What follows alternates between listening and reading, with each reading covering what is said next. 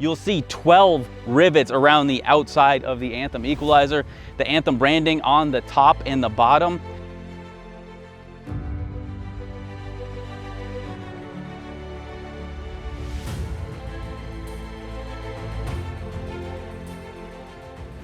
This particular wheel has 14 spokes, 7 sets of spokes. So it kind of has a split spoke design that goes from the center hub of the wheel to the outer side of the rim.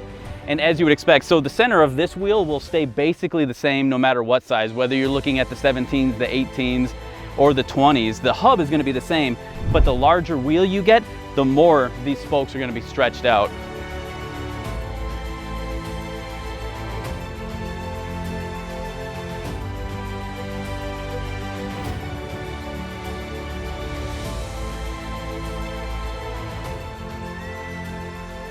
So covered lug design, that way you can keep all of that dirt and grime and everything away from your hub.